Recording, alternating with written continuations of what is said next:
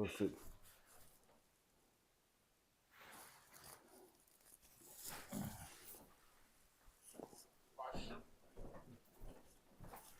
How we looking on that?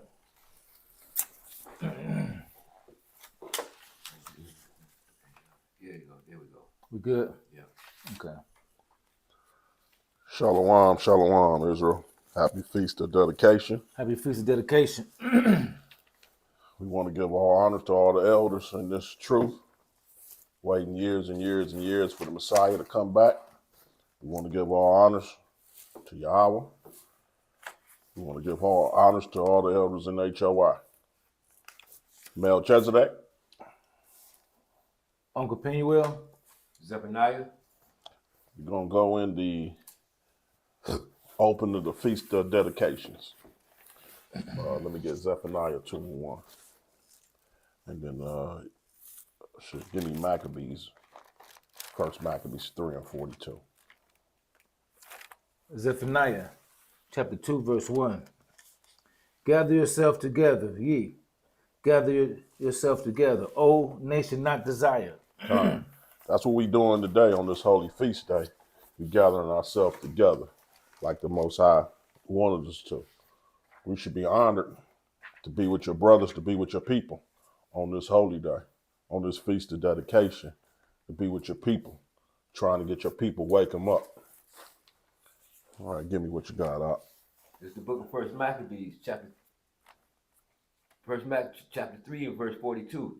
Now when Judas and his brethren saw that miseries were multiplied, and that the forces did encamp themselves in their borders, for they knew how the king had given commandment to destroy the people and utterly abolish them. Keep going. Yeah, keep going. They, verse 43, they said one to another, let us restore the decayed fortune of our people, and let us fight for our people and the sanctuary. Stop right there. That's what we doing today. When you see us on the corner preaching, teaching our people, we trying to fight for our people. We trying to get our people out this state. You know what I mean? We trying to wake everybody up, just like our forefathers, the Maccabees, did.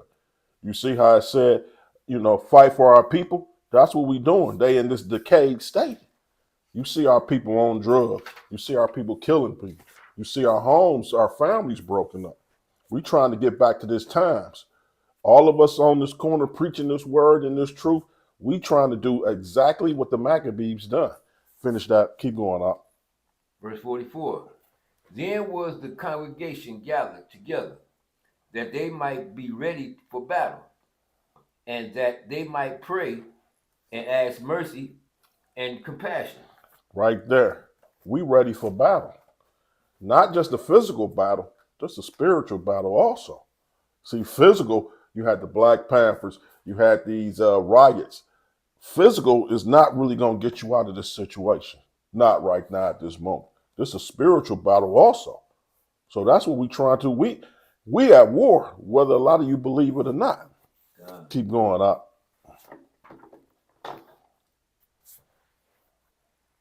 Verse 45. Now Jerusalem lay void as a wilderness. There was none of her children that went in or out.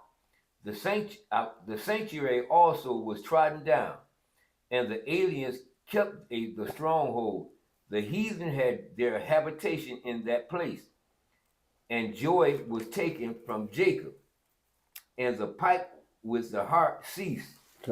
When it say heathen, it's talking about the other nations, and this is talking about when the Greeks came into our land. Like I say, this story is told by Maccabees. This was 3,000 years before the Messiah. You know what I mean? This is part the problem that they had with the Greeks. And you see how I said it was trodden down, and the aliens keep a stronghold. We talking about the Gentiles. We talking about the Greeks. They were the aliens. Finish that out. Verse 47. 46, ain't you? 46. Yeah. For in Masphah was the place where they prayed. Yeah, 46. Yeah. 46. Wherefore the Israelites assembled themselves together and came to Mizpah over against Jerusalem. For in Mizpah was the place where they prayed aforetime in Israel. Okay. See how it says the Israelites assemble themselves together? That's what we're doing right now this day. You know, of course, some of us gonna have different, some camps gonna have different feasts, but we still gathering ourselves together, just like our forefathers did. Just like some of you do in this evil Christmas, or what's that other one, Thanksgiving. But we gathering ourselves together according to the Bible, according to the scriptures. Go ahead when you get a chance, finish that out. Okay. Verse 47. Then they fast that day and put on sackcloth and cast ashes upon their heads and rent their clothes and laid open the book of the law, wherein the heathen had sought to paint the pictures, to paint the likeness of their images. Right there. The book of the law. That's this book they talking about. And if you notice, it says the heathen sought to paint. Where what image that they have all over the world that you can't find nowhere in this book. Come. See, that's it right there. It says, and you wonder why they took Let me see this, you wonder why they took the Apocrypha out of this book. Because it tells you certain things. And it also shows you why. So you have to remember the Caribbean was in slavery before us. And they read this Apocrypha. That's when they started to see it's talking about us. That got them out of this so-called slavery. That's when they started to attack. That's when they started to go at war. But like you say, see how it says, paint the likeness of their images. Whose images is all over. You can't find anywhere in this book where it says so-called white angels. You can't find an image that's all over the world. You can't find that nowhere in this book. There's nowhere in there. Go ahead, Ak, when you get a chance. Finish that out. Yep, keep going. I wanted to say something on that. Go ahead, Ak. Where the heathens saw the painted likeness of the, read it one more time. Verse 48. First Maccabees 3 and 48. And they laid open the book of the law, wherein the heathens had sought to paint the likeness of their images. Genesis 12 and 10. Where the heathens saw the likeness, paint the likeness of their images, right? Okay, so like Chisel said, was that they took our book from us, they put their faces in our book, then they gave it back to us. And now we think that, yo, this is the white man book. Why? Because they painted the likeness of they painted their faces in there, right? They And said so- the images was them. They didn't put, you know what I'm saying? Yeah, they yeah, may believe yeah. that that was them, but it was not. Right, like Moses was white, Yeah. so they put that all in the book, and then we pick up the Apocrypha, we pick up our books. We got white people in the books, right? So now when they did that, that tricked a lot of our people because now we got problems with our people. They say Christmas, birthday, 25th. Where they get that from? They say Jesus is in the book, and that's his birthday, but that's not in the book. Yeah. Right? And so they blame things on the book that's not in the book with their faces. So if their faces in the book and these are their holidays, then we like, okay, their holidays are in the book. But you can't find Christmas in the book. Matter of fact, it say do not celebrate the cutting down trees, right? And Right. Jeremiah. Right. But they think that the birthdays of Christmas are Christ is in the book and it's not. But That's that's a trick. Slaka, that scripture, the minister or whatever, the reverend won't read that part. No. You good. Yeah, what is it? I don't think I need mine. Go ahead. Oh, okay, you don't want the scripture you set up? Let's see what it say. It was something else. You say 10 and 12? Yeah, is that Abraham? Who do Abraham good would be good? Who do Abraham bad would go bad? Maybe. No, you say 12 and 10. That's it says there was famine in the land. Oh, I guess I'm wrong. Must be. Yeah, I guess I'm wrong. I thought it was 12 and 10. Must be 10, 12 and 3 maybe. Ah, Oh, okay, just find it out, and we go to it if that's what you want. Yeah, if that's what you want, we just we go to it. Finish where you at, Op. We at 47. 40. Oh no, 49. 49. Yeah, 49. First Maccabees, chapter 3, verse 49. They brought also the priests garments and the first fruits and the tithes and the Nazarites they stirred up, who had accomplished their days. That's going into where the heathen found our garments and all that, and they was looking at our garments, and that's where they get a lot of the stuff, the outfits that they wear from us. So that's where it says they also found the priest's garments. Right. So when they attacked the place, they also took our garments and all that. Right. Go ahead, finish it out. Verse 50. Then cried they with a loud voice toward heaven, saying, what shall we do with these? And whither shall we carry them away? See, that's what they're saying. What should they do? Should we carry it away? Keep going. For verse 51. For thy sanctuary is trodden down and profane, and thy priests are in heaviness and brought low. That's when the heathen came into our land and they like profaned our area and what's the word I'm looking for? What is it when you pollute something? What am I looking for? Spoil. There you go. Basically, rotten with all, like I say, when they was conducting things, sacrificing pigs and all that, okay, messing up our whole little land, our focal points to get with the Most High. Go ahead, finish that out. Verse 52. And lo, the heathen are assembled together against us to destroy us. What things they imagine against us, they know it. Stop right there. See how people think the book is for everybody?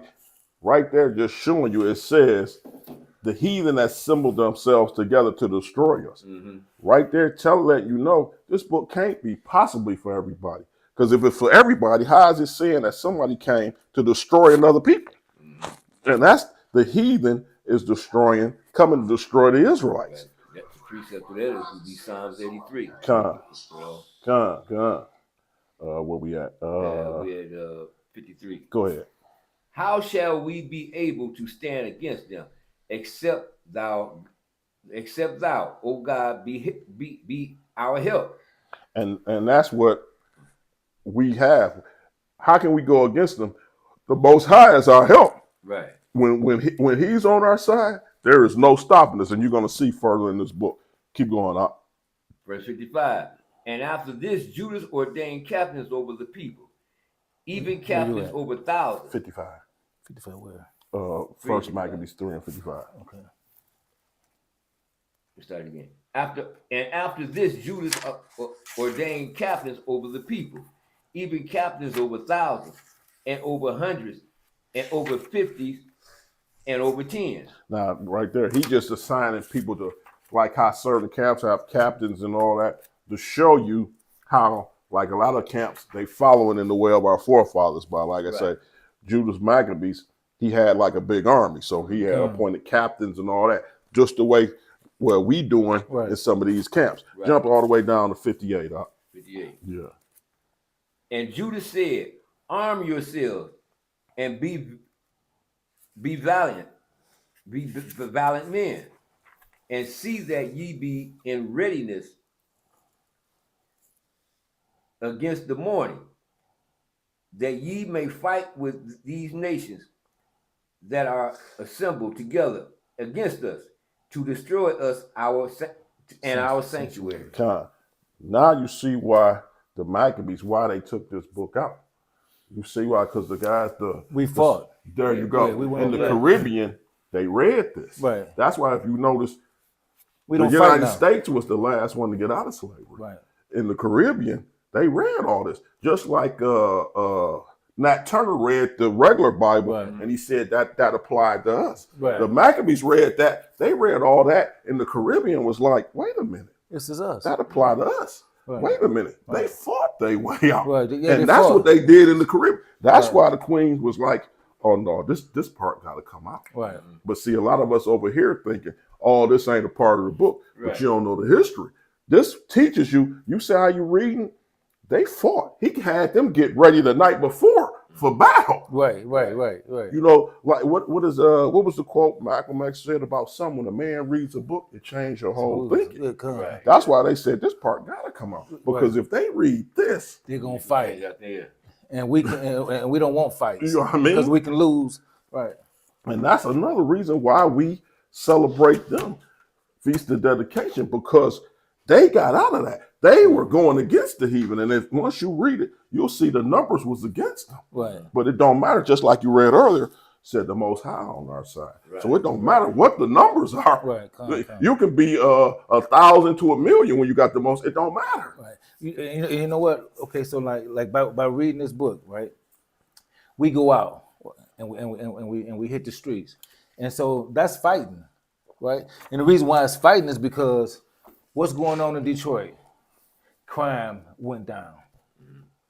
Crime ain't been going down. Why crime going down? Because you got Israelites on the street. They constantly walk. Young kids constantly walking by and say, "Damn, man, that's right." This shit. I mean, what he just said is right. They hear it. They ain't got to stop and kick it because we out there. You can't do nothing but hears, right? And so what? Crime going down. Young kids are not killing each other as much. That's crime going down, right? It wasn't going down when we wasn't in the streets. That's for sure, right?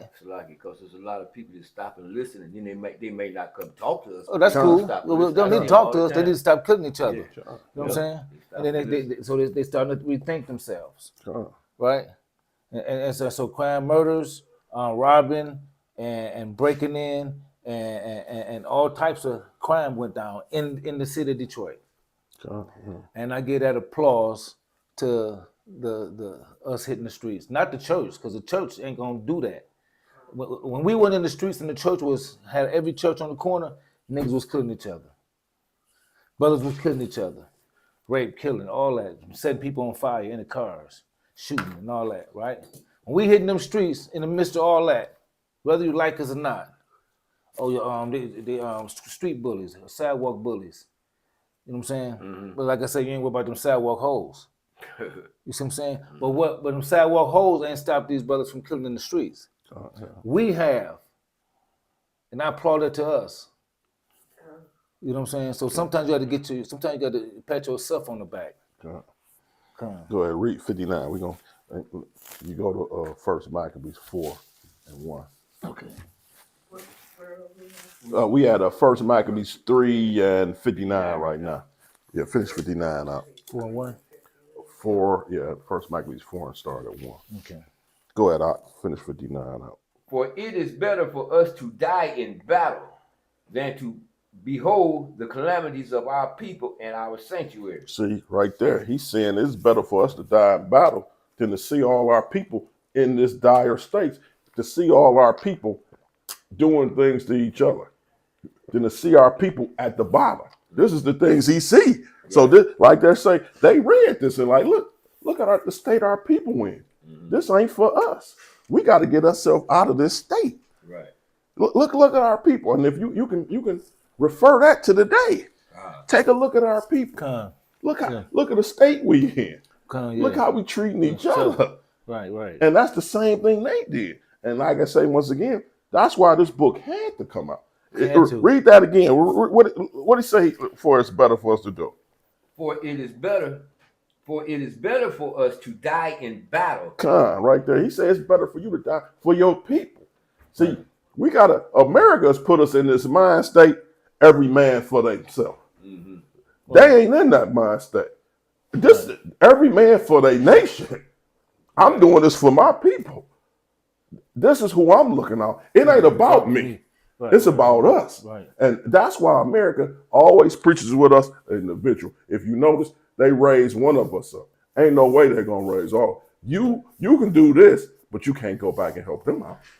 And when you help them out, that's when we take. Right. See, they just like they say, just like a chain. If it's one loose link, It's over. the chain gonna break. It's useless. Right, useless. Yeah, it's But useless. see, if you every other country over here, They all for each other. The Chinese go to the, they gonna look out for each other. The Arab, the white man. Right. But right. who the only ones that don't do that? We don't. Us. Us, yep. And that's what they like. For us to get out as a whole, one person ain't gonna get us out. No. It ain't gonna work. Huh. Give me what you got, huh? Me. Yeah, go ahead. First Maccabees chapter 4, verse 1. Then took Jogas 5,000 footmen and 1,000 of the best horsemen, and removed out of the camp by night, to the end he might rush in upon the camp of the Jews, and smite them suddenly. And the man of the fortress was his guide.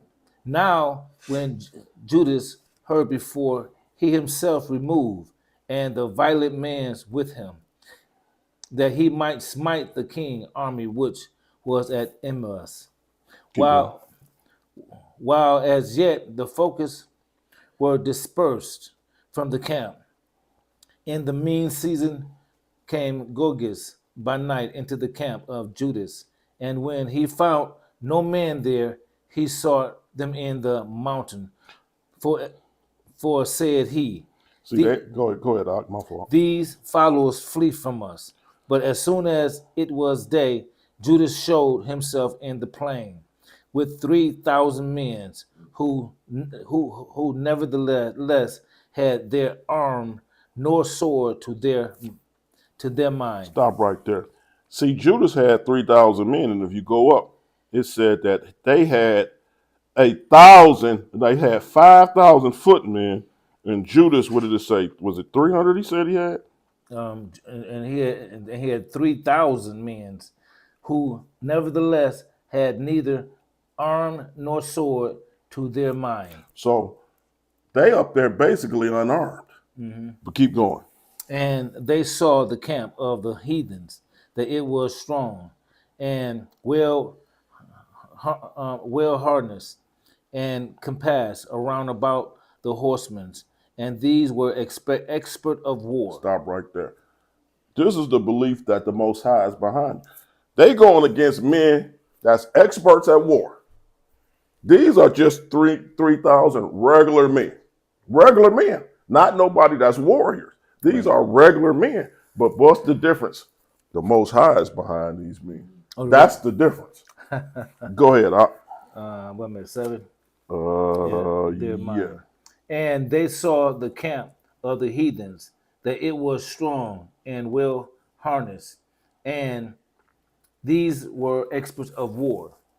Then said Judas to the men that were with him, fear ye not the multitude. What he tell them? Fear who? Fear ye not the multitude. He's saying don't fear that the numbers that don't matter, because we got the greatest thing behind us.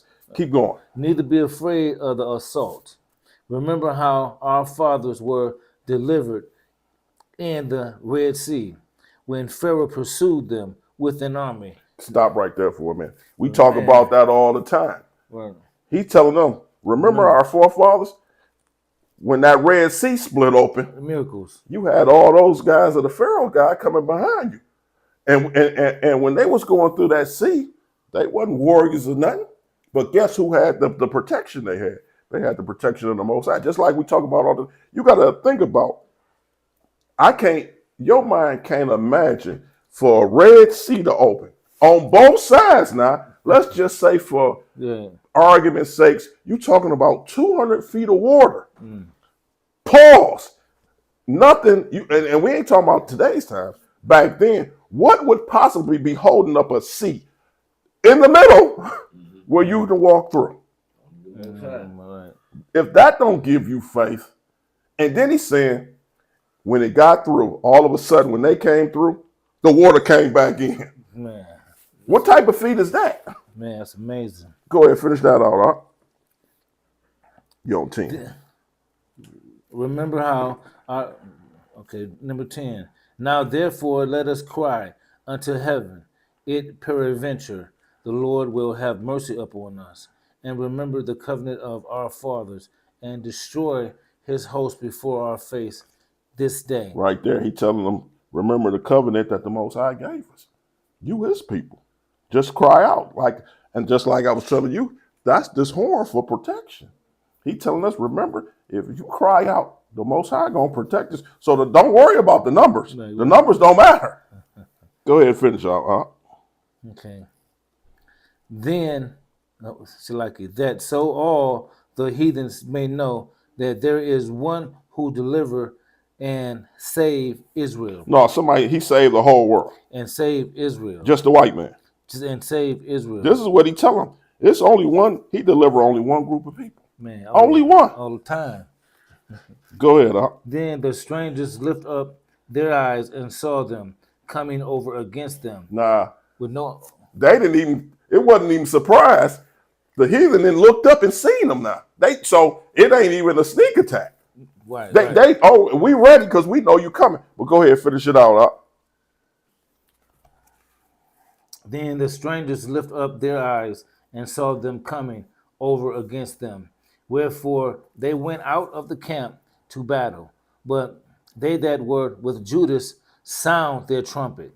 That's the trumpet. Right there. That's what he said. See, that's what I was saying. The horn is like a shield of protection. The horn lets the Most High know, okay, my people there. So I'm going to put this shield of protection on. And that's the angels that come down and There help. you go. Go ahead, finish that out. So they joined battle, and the heathens, being discomforted, fled into the plains. Nah, they seen them coming. It wasn't even a fight. What did he even do? They fled. Fled mean they ran. Right. They ran And they had the weapons. because of this. They seen them in the horn come. They ran. And now you got to remember now, these are trained men for the army against men that ain't trained now. So you talking about these guys who prepared for war, who probably do it all their life now. See some guys that ain't battle tested per se. Come. See them coming and they run. Go ahead, finish that out. So they joined battle, and the heathens, being discomforted, fled unto the plains.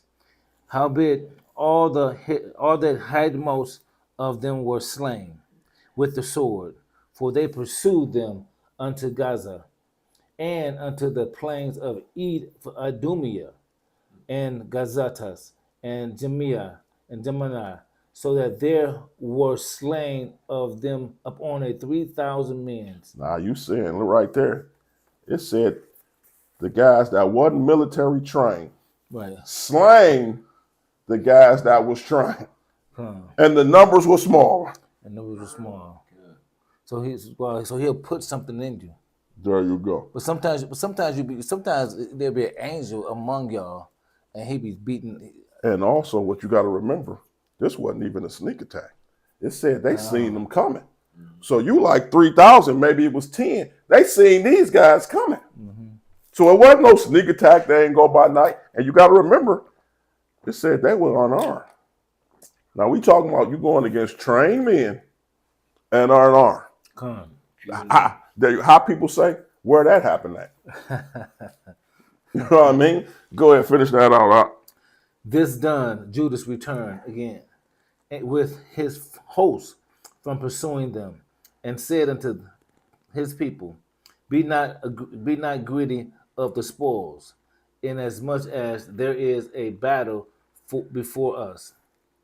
And Gorgas and his hosts are here by us in the mountain. But stand he now against our enemies and overcome them, and after this he may boldly take the spoils. What they had was ours. We taken back. Jumped all the way down. Go to 20. 20. How when they perceived that the Jews had put their host to flight, and were burning the tents, for the smoke that was seen declared what was done. When therefore they perceived this thing, they were so afraid, and seeing also the host of Judas in the plains and ready to fight. There you go. See, I said they were afraid, and they seen that the men across the thing. How would that look? You on this side, you got all these weapons and all this, and these guys is playing. You know, if you seen an average guy, you would be like, something wrong with them. What? So they, you know what I mean? Your mind got to be like, we got all this, and they coming over here with their bare hands. Man, What? I mean, what the? giving them the business. You know what I mean? Right. And then on top of that, the people that were scared of them, I mean, the people that were scared of them, but not scared of Judas, were feared because they seen the smoke of the tents. Who burnt their tents? Because we can't even mess with them. Who burnt their tents? Them niggas with no weapons. I'm scared of them niggas. So hold on. So I never was scared of these niggas, but the niggas I was scared of got whooped and their tents got burned. So damn, now my fear drops on these boys. You know what I'm saying? Where we at? 21? 24, I think. Man, 24 you read. After this, they went home and sung a song of thanksgiving. Not the one America's Thanksgiving. Keep going. You ain't lying. And praise Yahweh in heaven, because it was good, because his mercy endures forever. Thou, Israel, had a great deliverance that day. Now that's why we celebrate this day. Because right there, what does 25 say? It was a great deliverance that day. Yeah. That's what we celebrate, because we were delivered right. day. Like now the Indians want to deliver it, and what we do here, we celebrate them. You know what I mean? So, and that's another reason, like I say, I believe the Apocrypha was taken out. Wait, Go ahead. No, know what you say? Because what? It says the battle that took place. Right. You know, in the Caribbean, like I say, they read that. And you got to think, what type of motivation would that be? You got to think, we in slavery with these chains, and like I say, Nat Turner read this book and was like, this talking about us. So when they had slavery in the Caribbean, they read the same thing. This talking about us. Our forefathers fought for our people without weapons. Wow. And you got to realize, over in Jamaica, what do they say? You know how the Jamaicans got out of their slavery? They was poisoning their food. And they was shooting them with them poison darts or whatever it was out them things. The Jamaicans was really giving them the business. They had to let them out because they was putting all that stuff in their food and all that. So they had to let them out. You know what I mean? They had to. It's the same thing here because we're still the same people. We're still the same people God gonna be with. You know what I'm saying? He ain't gonna be with us if we ain't with ourselves. And that's the thing. But we still the same people. We so scared of them that we're not the people. And we reading, well, they took this book out, but we reading how we overcame things. And what we do, we celebrate our victories, not Thanksgiving of being killed. But you also know they do things to keep us in sin. Just like I always say, they can pay you on Monday, Tuesday. They can pay you any other day of the week. Right. They gonna pay Why you they do it on Friday? Because close to Sabbath. You telling me because people get their Social Security any day of the week. If you get a retirement, you get that any day of the week. But why does payday? Who said it always had to come on Friday? Why does it have to come on that day? Why can't you get it on Sunday? Right. So you didn't go fall on those Saturday or Sunday. You know what I mean? You can get that any before, 2 days before, or after. They can rearrange that payday any way they want to. It's a reason why everybody get paid on Friday. Structure, yeah. Once you all that week, what you gonna do when you get your paycheck on Friday? You gonna go out and spend it. You've been waiting that whole time. And what happens on Friday and Saturday? More drinking, more robbery, more killing, more murders, more car accidents. All this is Friday night. Well, it is. A lot of people died on Fridays. And this is the Sabbath. This also, just like what's the scripture say? They know what they're doing. They keep us in sin. This is a way to keep us in sin. Let's go to John 10 and 22.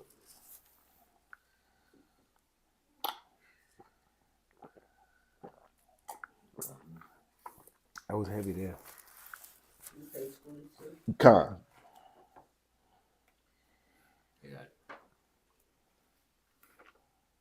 There's more on that too.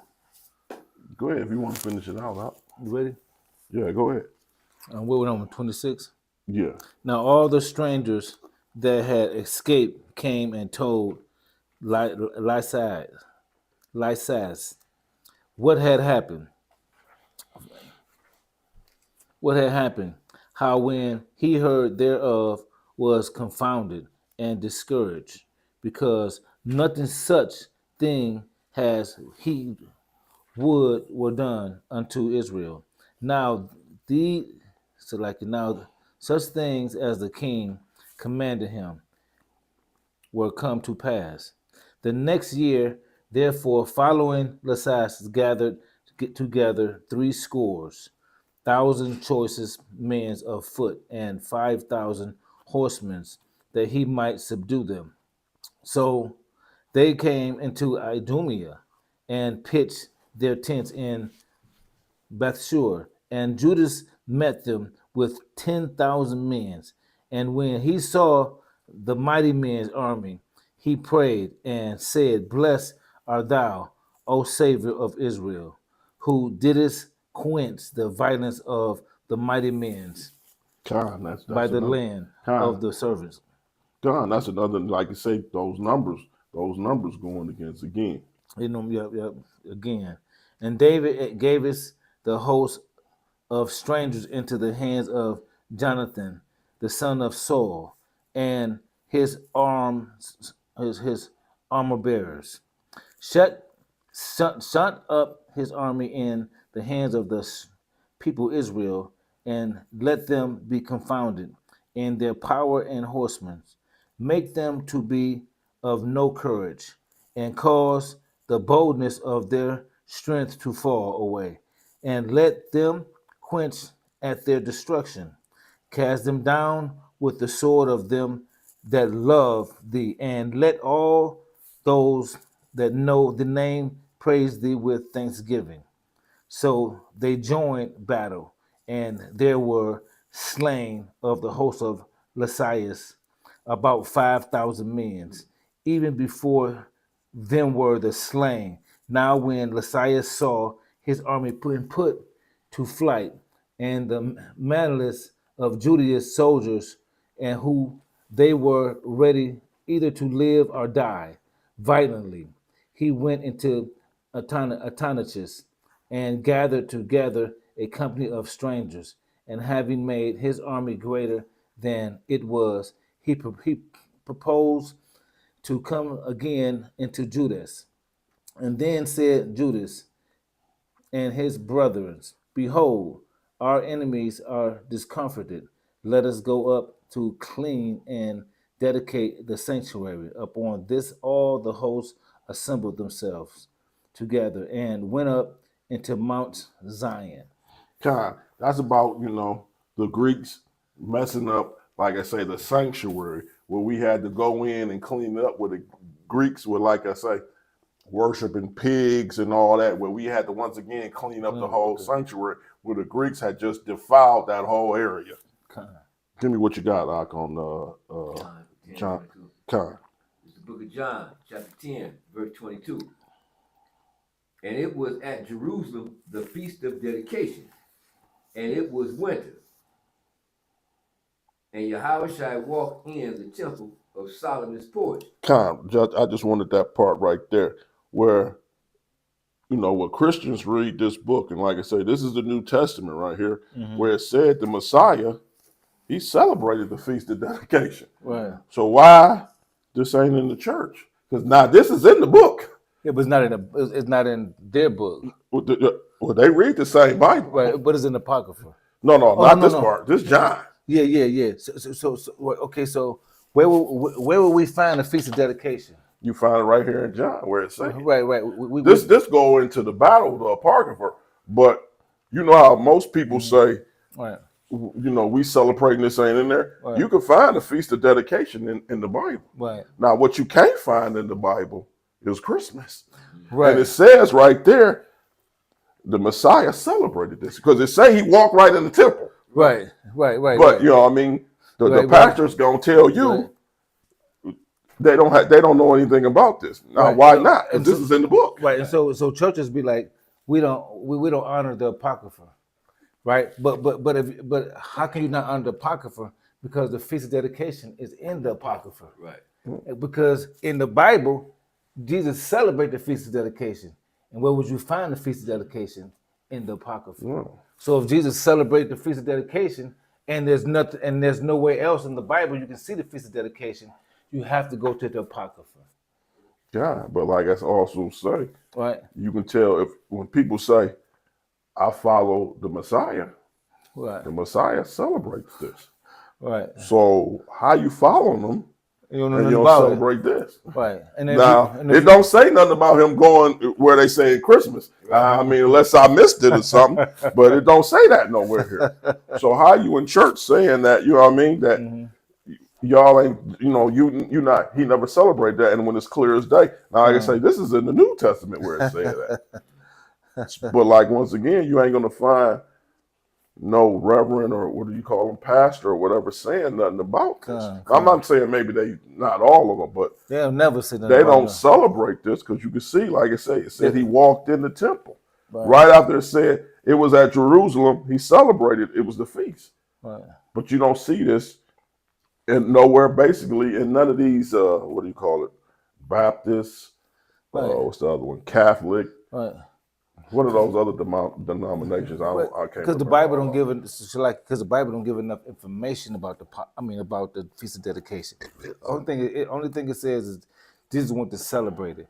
The information of the Feast of Dedication is in the Apocrypha, but they took it out. But you don't get no information on Christmas, and you do that, and they put that in. You know what I mean? Then they also say that the 25th is supposed to be Jesus' birthday, but you can't find nowhere in the Bible where it says Jesus you celebrate his birthday. Right. Nowhere.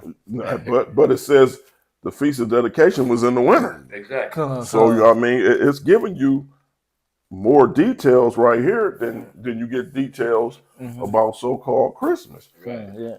Let me get Daniel 8 and 8. I got that.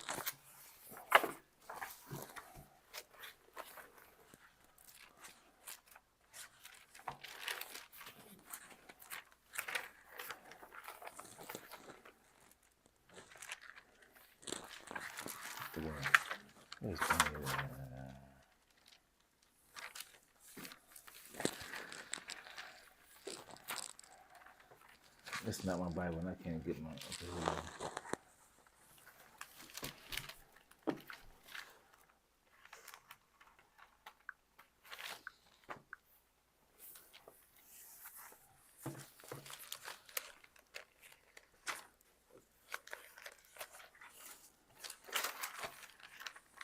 Okay, Daniel, chapter 8, verse 8. Get that for me. With Daniel 8 and 8. Yeah. I got it. This is the book of Daniel, chapter 8 and verse 8.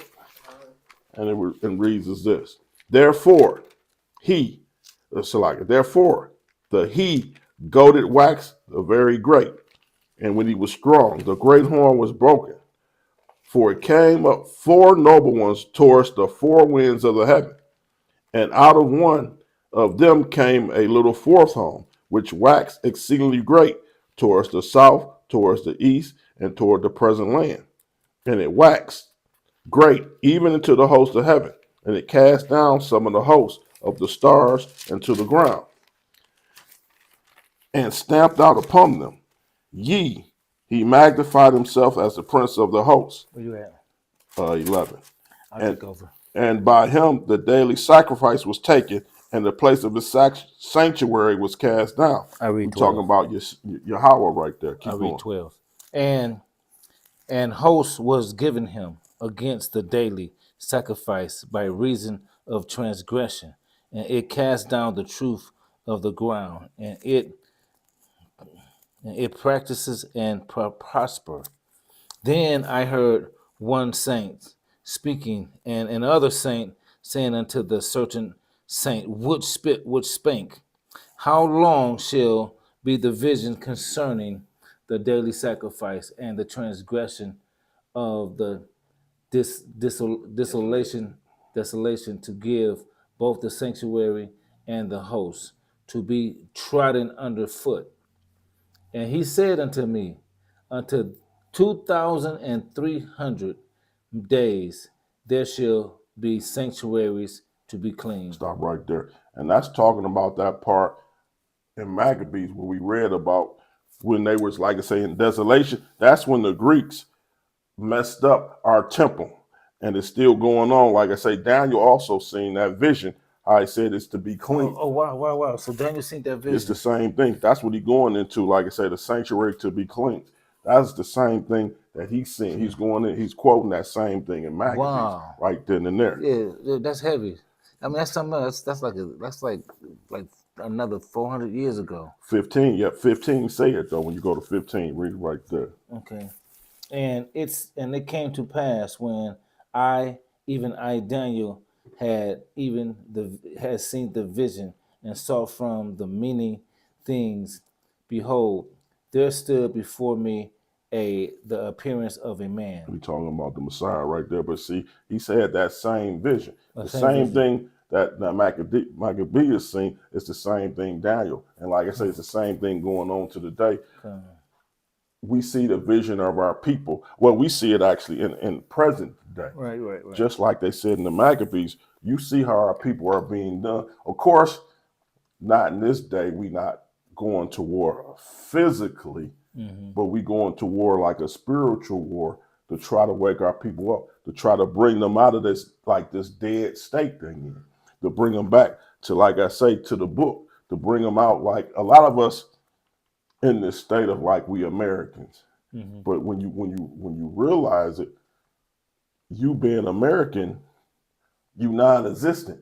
You don't. These rights were not made for you, as you can see how our people are being done. But a lot of our people, and it's I'm gonna say this at no fault to their own, because when you young, you listening to the person, your mother or father, and they got under that belief that you were American, so they tell that to you. Even when you go to school, what's the first thing they make you do?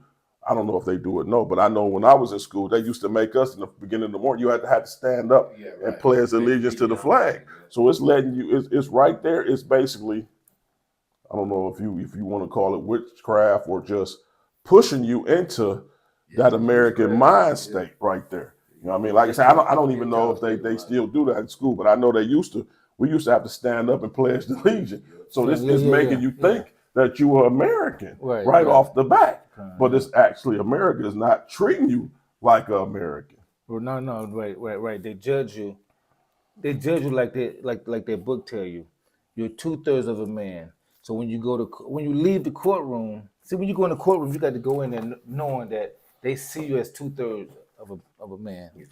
So when you come out, you can understand why you was how you was judged. Because most of us come out like, damn man, I don't understand how the hell he ruled against me. Nigga, you don't even know how the Bible. I mean, their Constitution saying you're 2/3 of a man, and you're going against a white person who they look at as 100% man, right? And you think you're gonna beat him in judgment? That's what I mean. You may win against your own people. First Maccabees. But when you go against the other nations with the other nation judging, 9 times out of 10 you're not gonna win that. 9 times out of 10 you're not gonna win that. Sorry about that. No, you good. Go ahead. Oh yeah. You had something, sis? Oh no. Okay. We was trying to. Let me read that. I got it. We you know how some people tie in the Messiah and this with Christmas. This book is called Holiday Hustle right here. It tells you originally where people got the thing of this is the 25th was Christ's birthday, the Messiah's, excuse me, and all this. I'm gonna read this. And it starts as this: the king of ancient Babylon, Nimrod, long before the birth of Christ and the Christian era, there was a king of ancient Babylon, Nimrod. And according to Genesis chapter 10, Cush, the father of Nimrod, which in Hebrew, the meaning rebel. Nimrod was a very significant man in ancient times, the grandson of Ham, the great-grandson of Noah. Nimrod started his kingdom at Babylon. Babylon later reached the zenith, the highest point, under Nebuchadnezzar. The origin of Christmas goes back to ancient Babylon. It always believed that the son of Iris, Egyptian name for queen of heaven, born December 25th, not Christ. Semiramis also bore the title Queen of Heaven. She was Nimrod's mother. Semiramis was exiled and onto the most famous women since the flood. She was Cush's wife, and during the time of the Tower of Babel, also the mother of Nimrod. After Cush was disgraced, subtitled Aramis didn't want to go down with him. So to maintain her reputation, she did the unthinkable. She married her own son. Nimrod married his mother.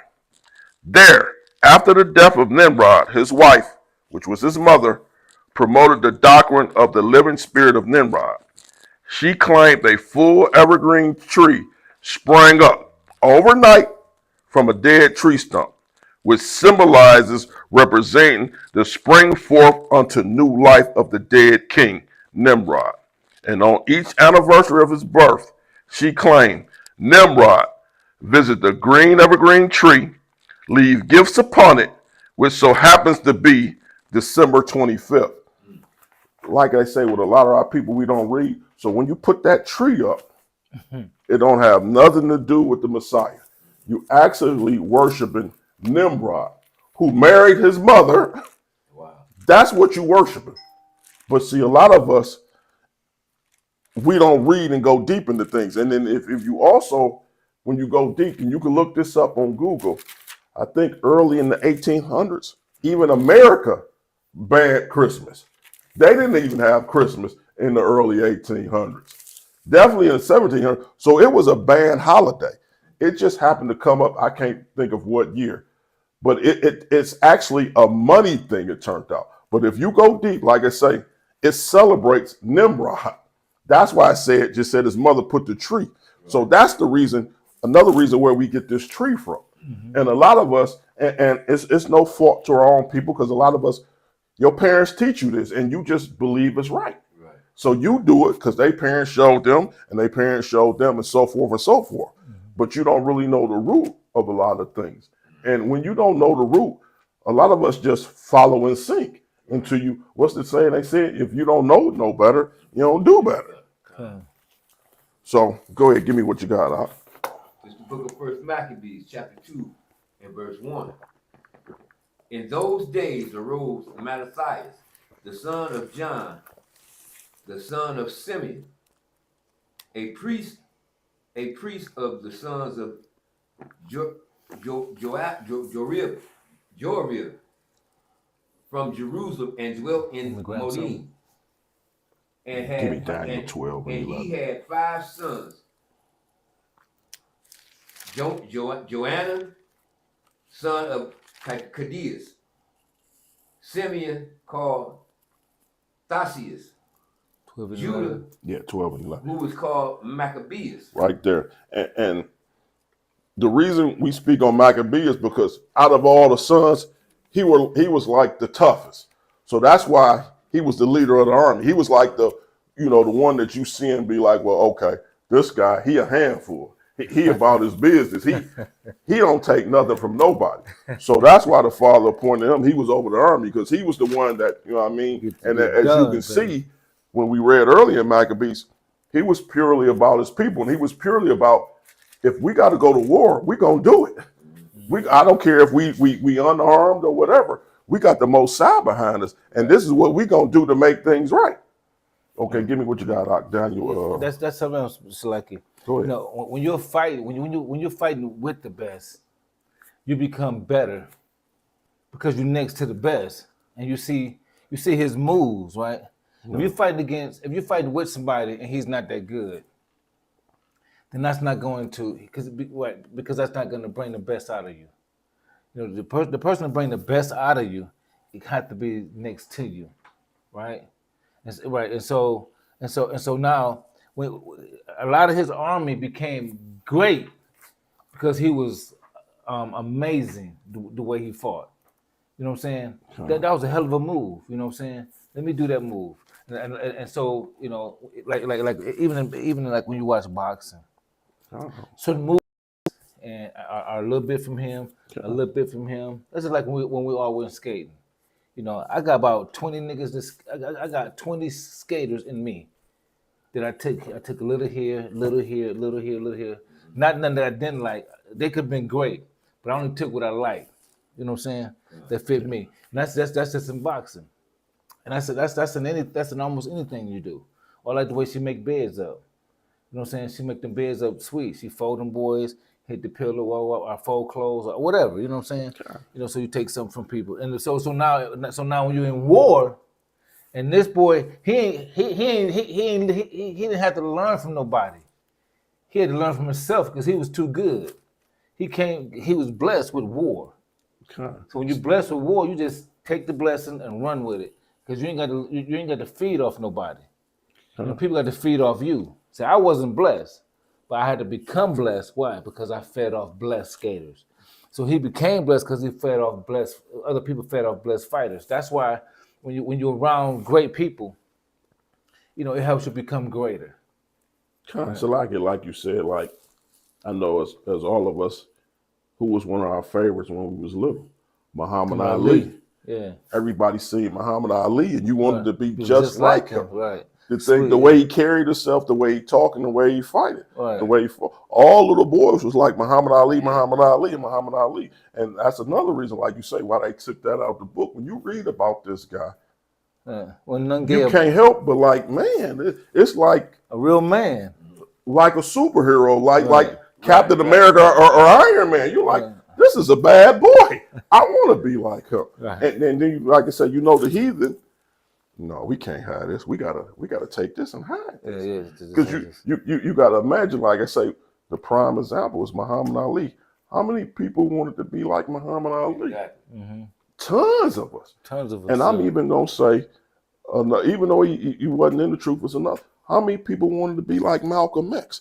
Until he came along, you ain't never seen no black person talk to white people like that. No, right. It's something you that got to be like, God damn, this nigga, he the truth. Who is this guy? He like, I don't care. I'm not. And once again, it's like when you get that spirit in you, it ain't about me. It's about my people. So I don't care what you do to me. Right. It's about them. Right. I'm trying to bring them out. Right. Just unfortunate, he wasn't in the truth. Because if he was in the truth, they probably would have had to kill him day one. You got to go. Right, yeah. Because how many people you going to wake up? You definitely got to go. He had to go, period. You know what I mean? You know what I'm saying? And that's what you're saying. When you get that type of person, you get that type of motivation, that person going to wake up millions. Right. Millions of people. And that's sometimes, you know, it's like when some people don't wake up, that's because the people they're next to. Right? That's just like, say, a woman. And this guy trying to wake up, but his woman don't like Israelites. He like, man, I like that. And she said, what? Oh, no. You like what? What he said? No, I ain't really like what he said. Oh, I thought so, because you weren't going to get none tonight. You see what I'm saying? So now he don't like Israelites. Why? Because his woman don't. Right? So what's making him weak? What he's feeding off of. What's making Athaliah strong when he fight? Because they feed off of him. So if you're eating off of someone next to you that's not great, then you're not gonna be great. You dig what I'm saying? Because sometimes when you're Israelites, it brings in obedience. A woman to obedience to a man. That's what being an Israelite. It brings obedience from a woman to a man. And most men that love women and the women don't love Israelites, they cannot jump that hurdle. You already did, Mike. You know, I'm saying? I mean, I got friends and I see it. I even see through you know, through the women's that, you know, I don't like you like I used to. I'm talking about just friend. This ain't about no relationship or none of that. I'm just talking about friendly. You know what I'm saying? You just being friendly. Everybody got friends. You know what I'm saying? Nothing but friends. Ain't nothing wrong with having friends. Everybody got friends. I can't be friends with you because I don't like you. I like the way you used to be. Oh, okay. You dig what I'm saying? Yeah. Let me get Psalms 94 and 16. 94 and 16. Do you want me to get it now? Yeah. And then give me Hebrews 6 and 4. Psalms chapter 94, verse 16. Hebrews. 6 and 4. Psalms 94, verse 16. Say, come when you got it. Yeah. Who will rise up for me against the evildoers? Or, excuse me, Shalakim. Or who will stand up for me against the workers of iniquity? That's what the Most High is saying. That's heavy. And that's exactly why we are, and exactly why the Maccabees went to war. The Most High saying, who gonna stand up for me? Who gonna look out for me against the evildoers? You know what I mean? Who gonna fight for me? You know what I mean? And that's one of the things, like I say, this is a strong scripture right here. Because this is the Most High asking his people, what you gonna do for me against these people who the evildoers? What you gonna do for me against the workers of iniquity? You gonna hide behind somebody? Or you gonna go out on them corners for me? Come. What you gonna do? Come. You know what I'm saying? Because when that day come, Right. he gonna say, oh, okay, well, you didn't do nothing for Right. me. Let's look in the book and see what you did. What's your name? Your name is Penuel? God. Oh no, you ain't do too much for me. When them brothers wanted you told them, no, I'm good. I'm straight. That's what you told them, right? I'll be back. Yeah, you know what I mean? That too. That's what you told those brothers. So I gave you a dream. So you didn't stand up for me. Come. So now you expect me to do something for you. And a lot of people, and I'm guaranteed, they probably don't read this in church. Oh no. Because, like you say, if this don't set a fire to you, this God asking you. Let me read that again. Go ahead. What verse was that? 16. 16. Who will rise? So that means somebody is asleep. Who you remember? Christ was like, watch and pray, and they kept falling asleep. Yeah, I'm saying you can't watch for 1 hour. Am I right? You remember that? yeah. So he's saying, who will rise up for me? What you gonna do for me? Why these people breaking my commandments? Come. What you gonna do? Why these people telling you to do? What are you gonna do for me? What you gonna do? And that's when the Maccabees fought, because what?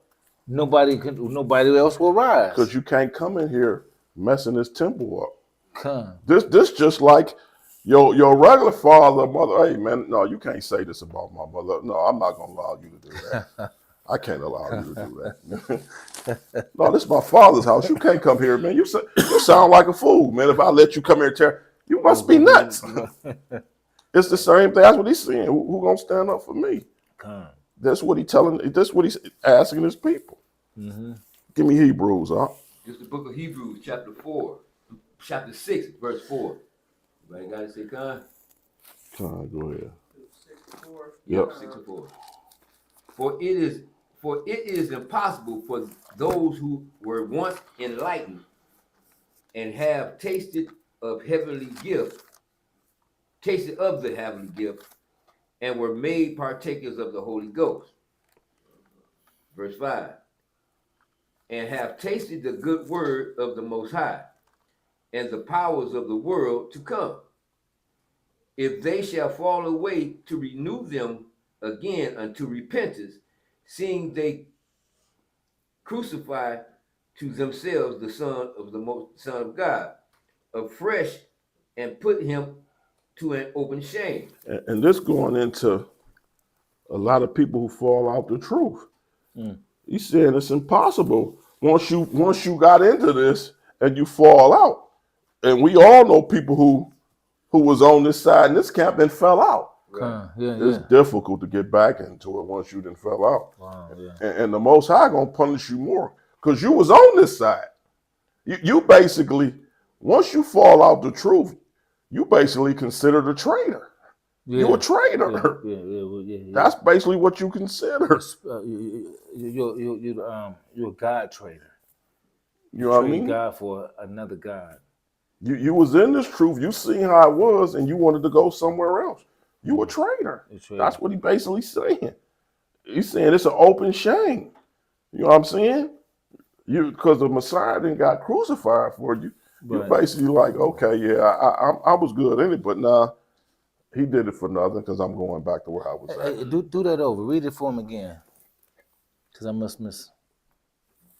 Hebrews 6 and 4. Mm-hmm. For it is impossible for those who were once enlightened Basically in the truth. Okay. and have tasted of the heavenly gift Know what it take to get to the kingdom. Man. and were made partakers of the Holy Ghost. You know what's going on in this book. You read it.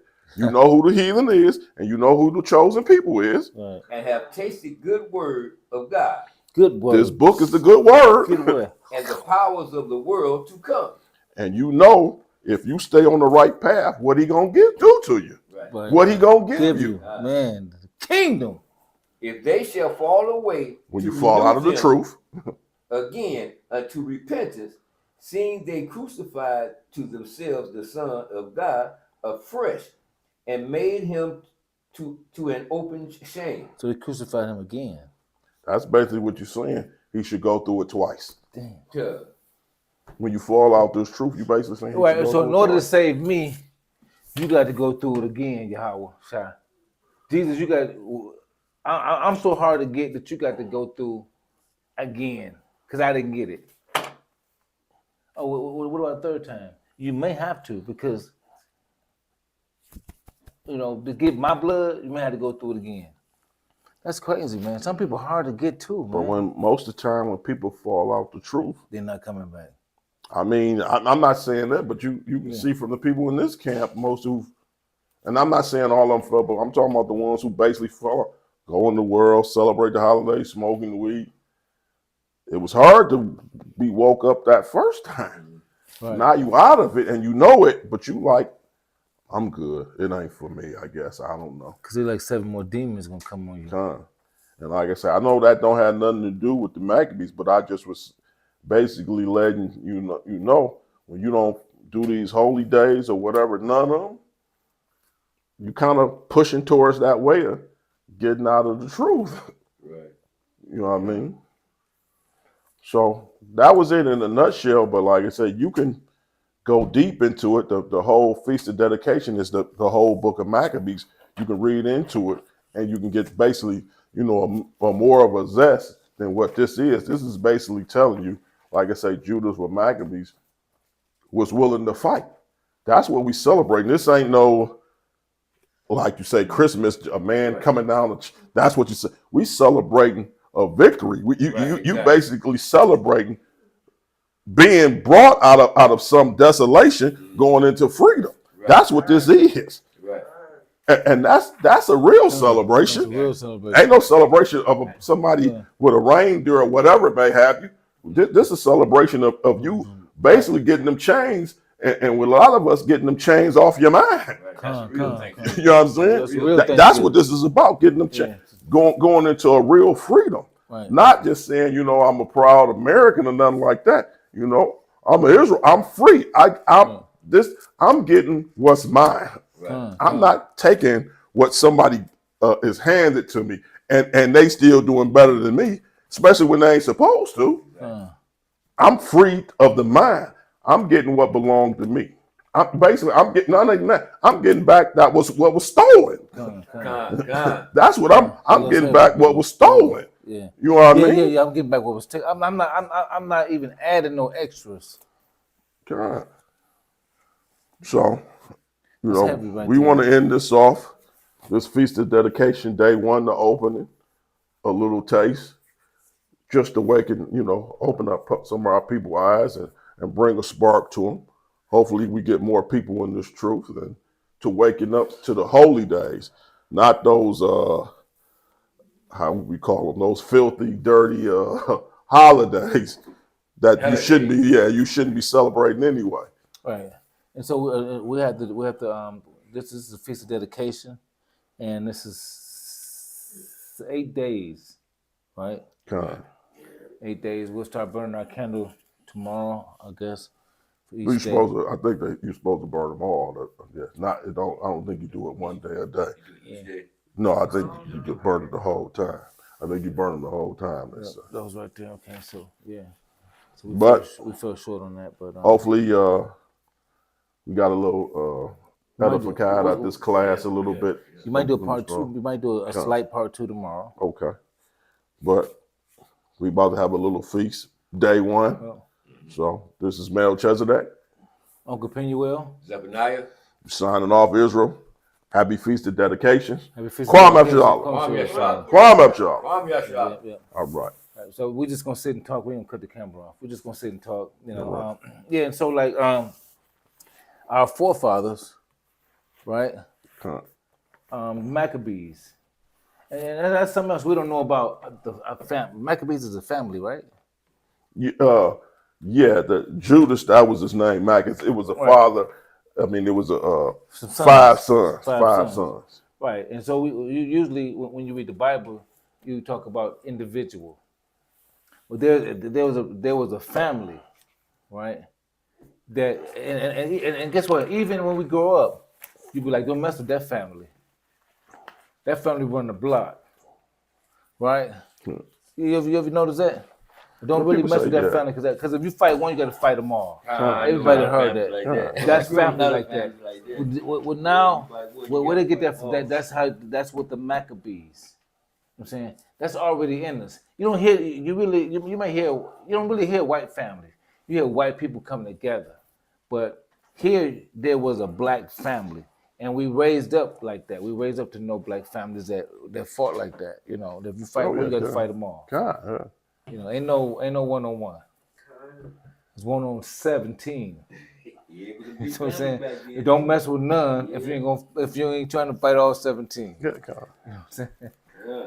And that's so ain't no so that's how the Maccabees was. God. Yep. So that's a great thing. You know, I'm gonna tell you something. You know, one thing about being an Israelite is that we have our own feast days, right? And sometimes, you know, we have to, you know, we have to come together, just like they feel about coming together for Christmas. Why you have to do this because your kids. We have to do this amongst each other. Wherever your spirit reason is, our spirit reason is it is this reason. You know, we have to come together to read the book of Maccabees. Why, boy? Because it instilled in our spirits who we are. You know what I'm saying? Because once we continue to do this for years and years and years, then the city can be cleaned up. 5 years ago, I would say probably about 7 years ago, I was in church, right? And my daughter was like, no, my son-in-law, I didn't like him, man. When I first met him, I didn't like this nigga. That's because, you know what, I probably did it with anybody because this is my daughter. And she finna talk to a boy for the first time. You know what I'm saying? So I ain't like this nigga. You know, so I don't get what boy it was. He was a nigga to me. But anyway, you know, she liked him and she introduced me to him. Yeah, whatever. But I thought that he did. I tried to be nice where he couldn't see that I didn't like her. But anyway,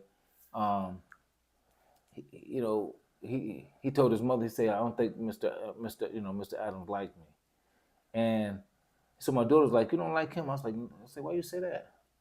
He said, "Cause he can tell." I was like, "How?" I thought I was hiding it. You know, I guess I can't hide when I don't like a nigga. But I thought I was hiding it. But come to find out, he the one that woke me up with the truth. You know what I'm saying? He the one. He's like, let your daddy see this. And he said, if your daddy don't like this, then we'll start going to church. Now I was going to church faithfully. I was going to church every Sunday. And they weren't really going, they was tiptoeing. You know, and I was like, y'all got a baby, y'all need to start going to church. He was like, Mr. Adams, if you watch this, and if you like this, you know, we'll start going to church every Sunday. I was like, let me hurry up and watch this. You know, I was like, let me hurry up and watch this shit. You know what I'm saying? What is it? Send it to me. He said, I'm about to send it to you. I said, well, hurry up, nigga, so y'all can get in here. Y'all can get in this church. He sent me that. Week later, I wasn't going to church. I stopped going because it hit me. You know what I'm saying? So God sent somebody that I didn't like to wake me up. You know what I'm saying? Right. And sometimes, you know, Sometimes you can't hide. Some people think that, Leeway don't know that I don't like him. I do. You think I don't. You know what I'm saying? You just know how to be hospitality. You just know to show your hospitality, which is okay. You know what I'm saying? But I can see past that, right? You know, I can see past us being friends a long time ago to where we are now. Because it's a difference to us being friends a long time ago to where we at now. That's how we tell.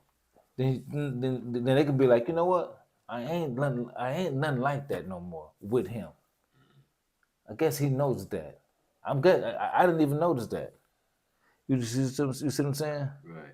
But now that I noticed that, because why? It's a pattern.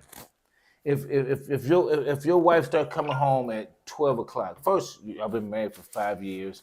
She come home at 6 o'clock at work. Now y'all married for 6 years. She come home at 7. Y'all married for 8 years. She come home at 10. Y'all married for 10 years. She coming home at 1. So it's a pattern change, right? See, patterns are signals, right? So you can tell by a pattern, right? So our patterns in a relationship change, and so how does it change? Now, if I love you, now this how you know something wrong with you. When you think something wrong with somebody else, even if I don't like what you're doing and I think it's wrong, but I know that you think that you're doing it for me. Even if you're doing it for me, I don't like it. But I know that this is something that you're doing that's not part of you. Because I knew you and I never seen this. Now that I've seen this and it evolves the love for me. See, this is the trick. Now that I seen, first I know you. First I liked you when you wasn't Israelite. Now that you're Israelite and being an Israelite is part of what you do, is part for me. Even if I don't like it, I think that I'm doing it and it's part of you. You should like that. You know what I'm saying? You should like that what I'm doing is I'm doing it for me, you, and us. That looks like us. Well, I can't get past that you don't like white folks. I'm gonna tell you something. Do you know how many people did not come to my skating party because that I don't like white folks like they did? I would say 100. Just because I don't like white folks like you do, I'm not coming to your skating party. Man, ain't that many white folks in skating rinks. I just want to skate. I don't remember we used to just be ourselves? Why come, since I don't like white folks, we can never be ourselves again? Do you see what I'm saying? What I do and being ourselves, we can never be ourselves again is because I don't like, that's how much power the enemy got. You see what I'm saying? That's power. It's power when, it's so much power when I don't have to talk to you. I set so much power back in your history that it works today. I'm a white man, right?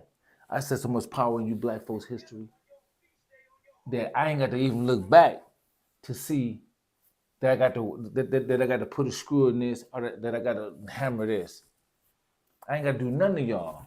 This is an everlasting hammer. This is an everlasting screw in y'all. All I do is keep walking. And y'all gonna always protect me. You see what I'm saying? If no one likes me, I need 100 of y'all not liking them. And that's where it goes to that bloodline. You know what I'm saying? That's why we say, like that dog, that pit bull, if you get a pit bull in his blood, and see, people don't understand about that blood. They do not understand about that blood. If your forefathers got beaten and became to fear the white man, and they have a child, automatically the blood is in you, is in them. That's why when Cain killed Abel, right? When Cain killed Abe, the father said his blood cries out to me. What have you done? Well, I'm not my brother's keeper. I don't know where he's at. Well, his blood cries out to me. And so your forefathers' blood cries out to who you're going to be. Why? Because it's in you. We fear these people. And some people, blood can't let them get past that. And that means their forefathers went through some hell of a stuff. When you hate me, that means your forefathers got whooped to death. When you hate jumping over, that means your forefathers got, my forefathers, I'm sure they ran. I might have got killed. But your forefathers must have got set on fire. 8 of them, several times. Because in your blood, you hate me. You can't jump over that hurdle. You see what I'm saying? And so it becomes a perpetual hate. And so that's why, this doctrine can break up marriages. You see what I'm saying? Yeah. This doctrine can break up marriages. Now, I ain't talking about I'm not talking, if a white woman went with a man and he turned into something she don't like,